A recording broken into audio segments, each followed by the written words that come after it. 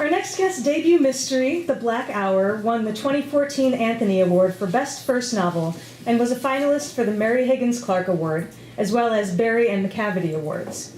Her second novel, Little Pretty Things, received a starred review from Booklist and was named a 2015 Most Arresting Crime Novel by Kirkus Reviews. Lori's short fiction has appeared in Ellery Queen Mystery Magazine, Time Out Chicago, Good Housekeeping, and others. She lives in Chicago, obviously, where she teaches mystery writing at Story Studio Chicago and is the brand new president of the Midwest chapter of the Mystery Writers of America. She's also got books for sale here, and please welcome Lori Rader-Day.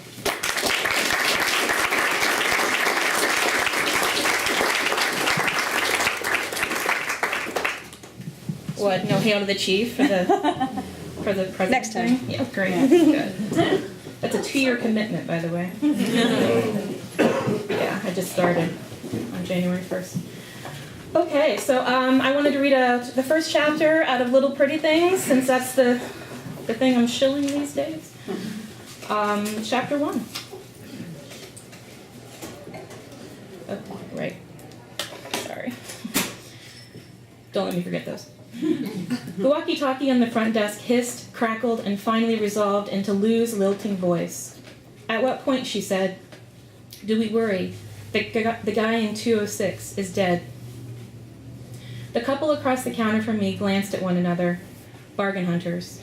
We only saw 2 kinds of people at the Midnight Inn, bargains and desperates, and these were classic bargains here. The 2 kids, covered in mustard stains, from eating home-packed sandwiches, whined that the place didn't have a pool. The mother had already scanned the lobby for any reference to a free continental breakfast. We didn't offer continental breakfast, not even the not-free kind. I slid their key cards to them, smiling, and flicked the volume knob down on the radio before Lou convinced them they'd prefer to get back in their car and try their luck farther down the road. Which room are we in again? Said the woman. 204, I said.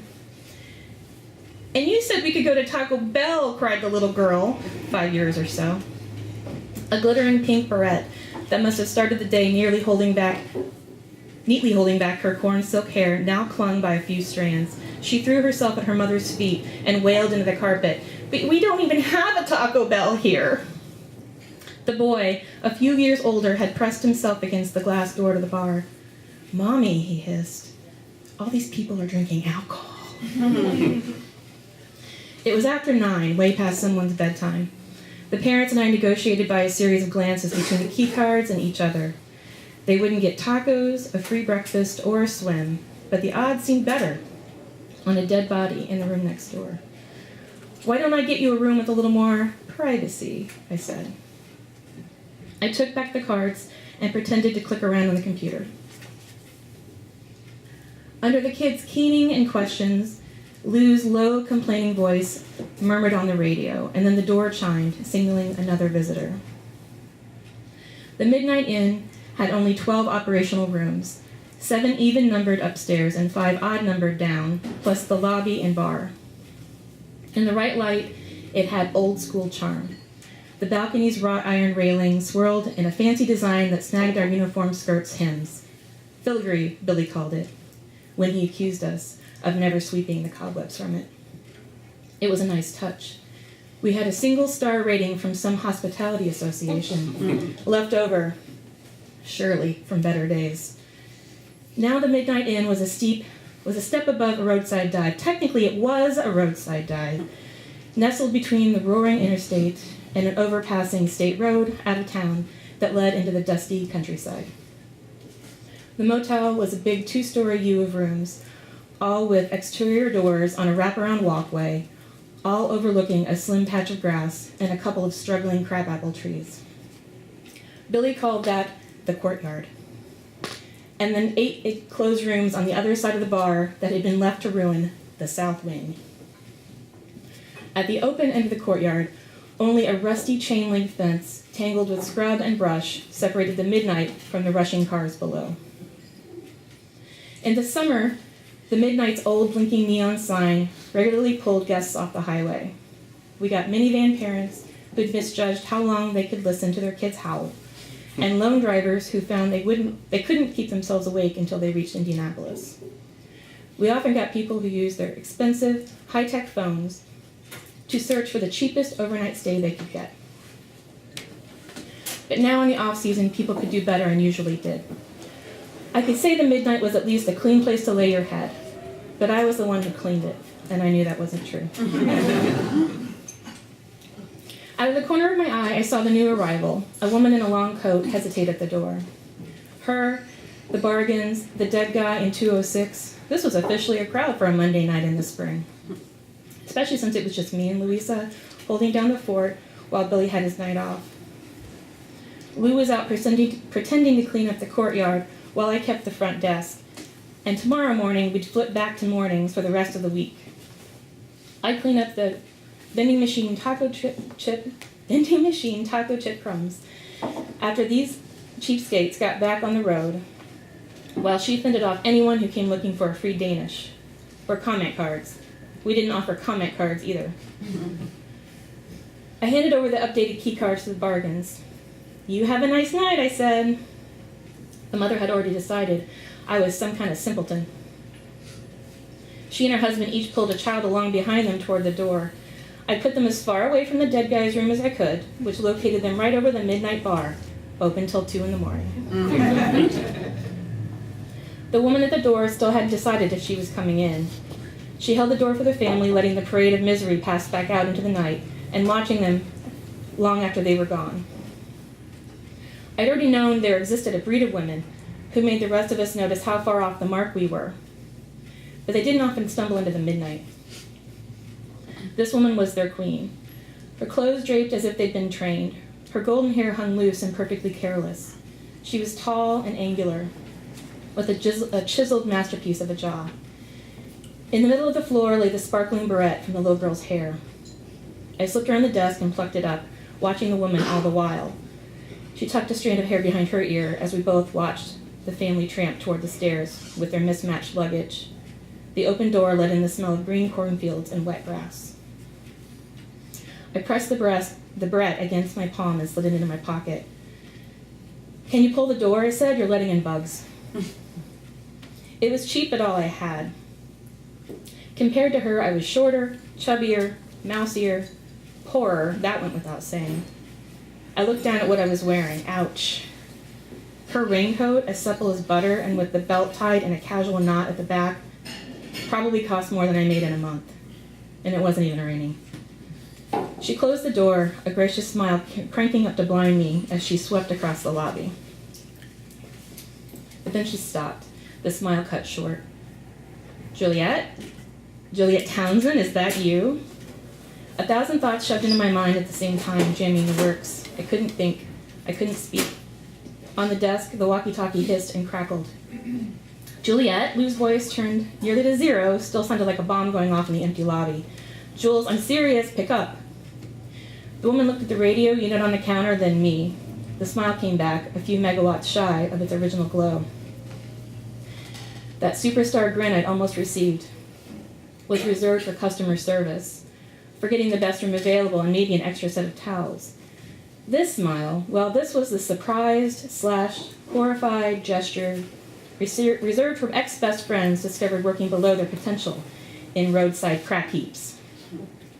My brain finally jarred loose, throwing out the shard of a memory, a blonde ponytail bouncing against thin shoulders, 3 paces ahead. Nothing holding me back but my aching lungs and burning thighs, and nothing ahead of me but that chiseled jaw, resolutely set toward the finish line. "Madeline Bell," I said. The name had always meant the same thing to me. Another loss, another very near miss. On the walkie-talkie, Lou's voice transitioned from irate English into furious Spanish. I held up a finger to Maddie Bell and grabbed the handset. "Please tell me," I said, my teeth clenched, "that Senor 206 has requested fresh towels." Lou said, "There is a smell coming out of there." "That's far above my pay grade and yours," I said. "Let Billy handle it tomorrow." "Fine by me," she said. "You'll be behind the cart and you'll have to clean up the body." "I have a guest," I said. I glanced back at Maddie. She'd turned her head, pretending to admire the lobby decor. She probably didn't get a lot of gold leaf wallpaper and garage sale gewgaws in the places she normally stayed. And then I'll probably take my break, I said. I needed a few minutes to die of embarrassment, just about 10 minutes to hang myself from shame. Roger, Lou said. Billy insisted we use proper military comm lingo when we use the radios, all those overs and outs, Rogers instead of yeses. He'd never been in the military, of course. He only knew what he learned from Stallone movies. But when he was out of earshot, which wasn't often, since he lived in room 101, we took liberties. It was a crummy job. Liberties were what we had. Instead of health insurance, or bonuses, or even a schedule that allowed us to take a second job, instead of dignity. I put down the radio and found Maddie watching me. So you, need directions or something, I said? Which didn't make any sense. She'd been gone 10 years, but surely she remembered the way to her old house. Surely she remembered there were better places to stay, 40 minutes in either direction. A room, she said, if you have one. I tapped her on the computer's reservation system for time.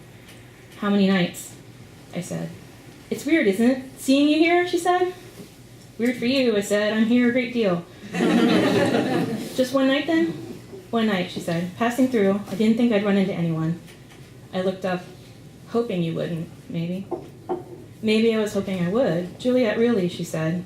How would I have known? Well, I heard you were a big shot in Chicago, I said. She nodded, slowly letting my statement hang in the air between us. How many guests, I said. The words almost got stuck in my throat because I just spotted the largest diamond I've ever seen in real life or on television on her left ring finger.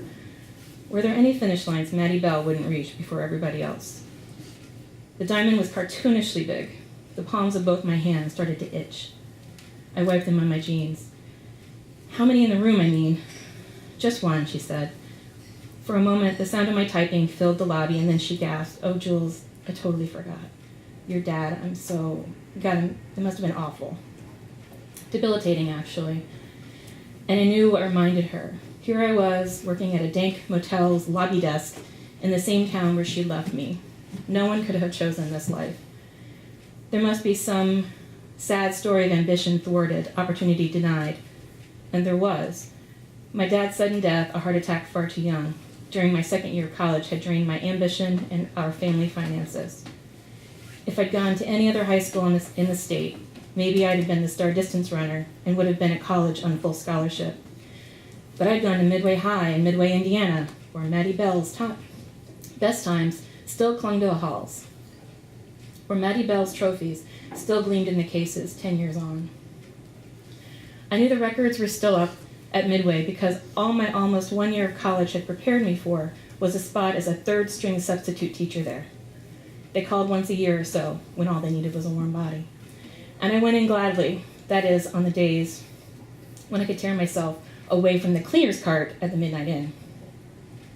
And your mom, she said? She's fine, I said. Glad to hear it. She'd always liked my family better than her own. Maddie had arrived in Midway with ready-made parental tragedy, her mother rumored to be a suicide, and her dad remarried to a woman Maddie had determined not to like. Her dad had died more recently, quietly and without much fanfare in the local paper. There hadn't been a funeral. Your dad, I said. She waved away the sentiment. She'd never been as close to her dad as I'd been to mine. Well, Gretchen comes in for a drink sometimes, I said. I nodded through the glass doors that led to the inn's bar. A look of horror crossed Maddie's face. Her stepmother was apparently not the person she'd hoped to run into. But not tonight, I said. Not yet, anyway. I slid a guest info card across the counter for her and held out a pen. Up close, she nearly glowed. I couldn't look, for fear I would stare. Her perfume wafted over the desk, equal parts spicy and sweet, and warm somehow, like exotic cookies fresh from the oven. Under the harsh fluorescence, the diamond in her ring caught the light and twinkled. The door chimes rang again, this time for Lou and the rattling cart. Maddie glanced over her shoulder at the noise and beamed her supernova smile in Lou's direction. Maddie turned back to me to hand her card and pen, and behind her, Lou pulled her long dark hair into a smoother ponytail and mugged a la-di-da hip wiggle. She gave Maddie's clothes a long, lurid look, then glanced down at herself just as I had. I slipped the pen into my pocket. So there were drinks in there, Maddie said. She jerked her head in the direction of the dark doors of the bar. I sure could use one. Right through there, I said. Tell the bartender tell her I sent you. Why don't you join me, she said. Lou raised her eyebrows in my direction. We'd be talking about this, whatever my answer. I'd meant to take my 30-minute break to get out of Maddie's rarefied spice cookie air, to brace myself for the knowledge that I'd be the one to clean her fair locks out of the shower drain in room 202 the next morning. Please, Maddie said. She leaned over the counter, and instead of taking the key card left within her reach, she put her hand on mine. She had the skin of an infant. We could catch up, she said. I blinked down at the diamond.